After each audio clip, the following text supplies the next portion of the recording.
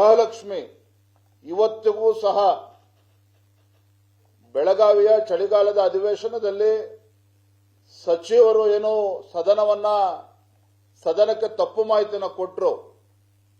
ಇವತ್ತಿಗೂ ಕೂಡ ಮಾನ್ಯ ಮುಖ್ಯಮಂತ್ರಿಗಳಾಗಲಿ ಸಚಿವರಾಗಲಿ 5,000 ಕೋಟಿ ಕಳೆದ ಜನವರಿ ಮತ್ತು ಫೆಬ್ರವರಿ ಅಥವಾ ಫೆಬ್ರವರಿ ಮಾರ್ಚ್ ಅಲ್ಲಿ ಕೊಡಬೇಕಾಗಿರ್ತಕ್ಕಂಥ ಗೃಹಲಕ್ಷ್ಮಿ 2,000 ರೂಪಾಯಿ 2 ತಿಂಗಳಲ್ಲಿ ಸುಮಾರು 5,000 ಕೋಟಿ ರೂಪಾಯಿಗಳಿಗಾಗ್ತದೆ.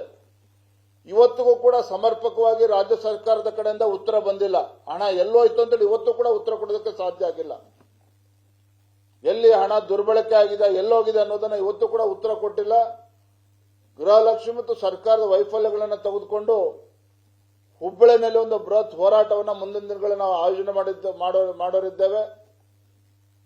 ಡ್ರಗ್ಸ್ ಹಾವಳಿ ಬಹುಶಃ ದೇಶದಲ್ಲಿ ಎಲ್ಲೂ ಕೂಡ ನಿಮಗೆ ಈ ರೀತಿ ಪ್ರಕರಣಗಳು ಸಿಗ್ತಾ ಇಲ್ಲ. ಅದು ನಮ್ಮ ರಾಜ್ಯದಲ್ಲಿ ಕಳೆದ 2.5 ವರ್ಷದಲ್ಲಿ ಕಾಂಗ್ರೆಸ್ ಸರ್ಕಾರ ಅಧಿಕಾರಕ್ಕೆ ಬಂದಾಗಿನಿಂದ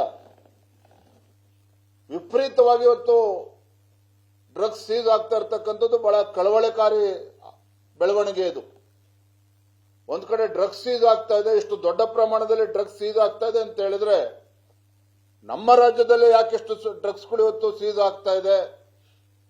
ಸೀಸ್ ಆಗಿರ್ತಕ್ಕಂಥದ್ದು ಇಷ್ಟು ದೊಡ್ಡ ಪ್ರಮಾಣದಲ್ಲಿ ಇದ್ದಾಗ ಆ ಡ್ರಗ್ಸ್ಗಳು ಸೀಸ್ ಆಗದೆ ಯಾವ ಪ್ರಮಾಣದಲ್ಲಿ ಇವತ್ತು ನಮ್ಮ ಯುವ ಜನತೆಯನ್ನು ಹಾಳು ಮಾಡ್ತಾ ಇದೆ, ಅವರು ತಲುಪ್ತಿದೆ ಅಂತಕ್ಕಂಥದ್ದು ಬಹಳ ಗಂಭೀರವಾಗಿರತಕ್ಕಂಥ ವಿಚಾರ. ಮತ್ತೊಂದು ಕಡೆ ಕಾಂಗ್ರೆಸ್ ಸರ್ಕಾರ ಈ ರಾಜ್ಯವನ್ನ ಕುಡುಕರ ರಾಜ್ಯವನ್ನಾಗಿ ಮಾಡೋದಕ್ಕೆ ಹೊರಟಿದ್ದಾರೆ. ಒಂದು ಕಡೆ ಗೃಹಲಕ್ಷ್ಮಿ 2,000 ರೂಪಾಯಿ ಕೊಡ್ತೇವೆ ಅಂತ ಹೇಳ್ತಾರೆ, ಆದರೆ ಆ ಬಡವರ ಮನೆಯನ್ನ ಹಾಳು ಮಾಡುವಂತ ಕೆಲಸ ಕಾಂಗ್ರೆಸ್ ಸರ್ಕಾರದ ಕುಮ್ಮಕ್ಕಿನಿಂದ ಇವತ್ತು ಆಗ್ತಾ ಇದೆ. ಎಕ್ಸೈಸ್ ಟಾರ್ಗೆಟ್ ಅನ್ನು ಇವತ್ತು ಜಾಸ್ತಿ ಮಾಡಿರುವಂತದ್ದು 35% ಕಳೆದ 2.5 ವರ್ಷದಲ್ಲಿ. ನೋಡಿ ಎಂತ ನಾಲಾಯಕ್ ಕಾಂಗ್ರೆಸ್ ಸರ್ಕಾರ ಅಂತ ಹೇಳಿದ್ರೆ ತನ್ನ ಗ್ಯಾರಂಟಿಗಳಿಗೆ ಹಣವನ್ನ ಕ್ರೋಢೀಕರಿಸೋದಕ್ಕೆ ಸಾಧ್ಯ ಆಗದೇನೆ, ರಾಜ್ಯದ ಬೊಕ್ಕಸಕ್ಕೆ ಇವತ್ತು ಹಣವನ್ನ ಸಂಗ್ರಹಣ ಮಾಡೋದಕ್ಕೆ ಸಾಧ್ಯ ಆಗದೇನೆ, ಟಾರ್ಗೆಟ್ ಅಚೀವ್ ಮಾಡೋದಕ್ಕಾಗದೇನೆ ಜನರಿಗೆ ಇವತ್ತು ಹೆಂಡವನ್ನ ಕೊಡಿಸೋದ್ರ ಮುಖೇನ ಅವರು ಎಕ್ಸೈಸ್ ಟಾರ್ಗೆಟ್ ಅನ್ನ ಜಾಸ್ತಿ ಮಾಡಿಕೊಂಡು ಸರ್ಕಾರದ ಬೊಕ್ಕಸಕ್ಕೆ ಆದಾಯವನ್ನು ಹೆಚ್ಚಿಸುವಂತ ದುಸ್ಸಾಹಸಕ್ಕೆ ಕಾಂಗ್ರೆಸ್ ಸರ್ಕಾರ ಕೈ ಹಾಕಿರುವಂತದ್ದು. ಇದ್ರ ಪರಿಣಾಮ ಏನು ಅಂತ ಹೇಳಿದ್ರೆ ಇಡೀ ರಾಜ್ಯದಲ್ಲಿ ನೀವು ಯಾವುದೇ ಜಿಲ್ಲೆಗೆ ಗ್ರಾಮೀಣ ಭಾಗಕ್ಕೆ ಹೋದ್ರೂ ಸಹ ದಿನಸಿ ಅಂಗಡಿನಲ್ಲೂ ಕೂಡ ಇವತ್ತು ಹೆಂಡವನ್ನ ಮಾರ್ತಾ ಇರ್ತಕ್ಕಂಥದ್ದು, ಬಾಟ್ಲನ್ನ ಮಾರ್ತಾ ಇರುವಂತದ್ದು ಕೂಡ ನಾವು ನೋಡ್ತಾ ಇದ್ದೇವೆ. ಮತ್ತೆ ಯಥೇಚ್ಛವಾಗಿ ಇವತ್ತು ಇಸ್ಪೀಟು ಮಟ್ಕ ದಂಧೆ ಎಲ್ಲಾ ಜಿಲ್ಲೆಗಳಲ್ಲೂ ನಡೀತಾ ಇರುವಂತದ್ದು. ಇದಕ್ಕೆ ಯಾವುದೇ ರೀತಿ ಕಡಿವಾಣ ಇಲ್ಲ. ಕಾರಣ ಏನು ಅಂತ ಹೇಳಿದ್ರೆ ಭ್ರಷ್ಟಾಚಾರ, ಲಂಚಾವತಾರ ಸರ್ಕಾರದಲ್ಲಿ, ಕಾಂಗ್ರೆಸ್ ಸರ್ಕಾರದಲ್ಲಿ ಎಷ್ಟರ ಮಟ್ಟಿಗೆ ಹೋಗಿದೆ ಅಂತ ಹೇಳಿದ್ರೆ ಒಬ್ಬ ಪೊಲೀಸ್ ಅಧಿಕಾರಿ ಆ ಸ್ಥಾನಕ್ಕೆ ಬರಬೇಕು, ಆ ಪೊಸಿಷನ್ ತೆಗೆದುಕೊಳ್ಬೇಕು, ಟ್ರಾನ್ಸ್ಫರ್ ಆಗಬೇಕು ಅಂತ ಹೇಳಿದ್ರೆ ಕೋಟ್ಯಾಂತರ ರೂಪಾಯಿ ಲಂಚ ಕೊಟ್ಟು ಬರಬೇಕಾಗಂತ ಪರಿಸ್ಥಿತಿ ನಿರ್ಮಾಣ ಆಗಿದೆ. ಇದ್ರ ಪರಿಣಾಮನೇ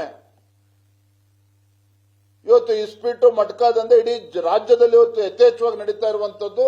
ಇದಕ್ಕೆ ಏನೂ ಲಂಗು ಲಗಾಮು ಇಲ್ಲ ಇವತ್ತು ರಾಜ್ಯದಲ್ಲಿ. ಇಷ್ಟಾದರೂ ಸಹ ನುಡಿದಂತೆ ನಡೆದ ಸರ್ಕಾರ ಅಂತೇಳಿ ಇವತ್ತು ಕಾಂಗ್ರೆಸ್ ಇವತ್ತು ಬೀಗ್ತಾ ಇದ್ದಾರೆ. ಒಟ್ಟಾರೆಯಾಗಿ ಈ ಸರ್ಕಾರದ ಆಡಳಿತ ವೈಖರಿ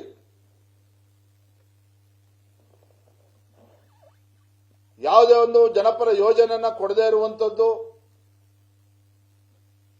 ಅಭಿವೃದ್ಧಿ ಕೆಲಸ ಆಗದೇ ಇರುವಂತದ್ದು, ಭ್ರಷ್ಟಾಚಾರ ಮಿತಿಮೀರಿ ಹೋಗಿರುವಂತದ್ದು, ಕಾನೂನು ಸುವ್ಯವಸ್ಥೆ ಹದಗೆಟ್ಟೆ ಹೋಗಿದೆ ಇವತ್ತು. ಇವೆಲ್ಲ ವಿಚಾರಗಳನ್ನ ತೆಗೆದುಕೊಂಡು ಹಂತ ಹಂತವಾಗಿ ಇವತ್ತು ವಿವಿಧ ಹಂತಗಳಲ್ಲಿ ನಾವು ಹೋರಾಟಗಳನ್ನು ಮಾಡಬೇಕು ಅಂತೇಳಿ ಎಲ್ಲ ಪಕ್ಷದ ಹಿರಿಯರ ನೇತೃತ್ವದಲ್ಲಿ ಇವತ್ತು ತೀರ್ಮಾನ ಆಗಿದೆ. ಆ ನಿಟ್ಟಿನಲ್ಲಿ ಬರುವಂತಹ ದಿನಗಳಲ್ಲಿ ನಾವು ಅನೇಕ ಹೋರಾಟಗಳನ್ನು ಕೂಡ ನಾವು ಆಯೋಜನೆ ಮಾಡೋರಿದ್ದೇವೆ. ನಿರ್ಭೀತ, ನಿಷ್ಪಕ್ಷಪಾತ, ವಿಶ್ವಾಸಾರ್ಹ ಸುದ್ದಿಗಳಿಗೆ ಮತ್ತೊಂದು ಹೆಸರಾಗಿರೋ ನ್ಯೂಸ್ 18 ಕನ್ನಡ ಈಗ ಆಪ್ನಲ್ಲೂ ಲಭ್ಯ ಇದೆ. ದಯವಿಟ್ಟು ಇಲ್ಲಿರೋ QR ಕೋಡ್ ಅನ್ನ ಸ್ಕ್ಯಾನ್ ಮಾಡಿಕೊಂಡು ಆಪ್ ಡೌನ್ಲೋಡ್ ಮಾಡೋದಕ್ಕೆ ಮರಿಬೇಡಿ. ನಿಮ್ಮ ಬೆಂಬಲ ಹೀಗೆ ಸದಾ ನಮ್ಮೊಂದಿಗಿರಲಿ. ಧನ್ಯವಾದ.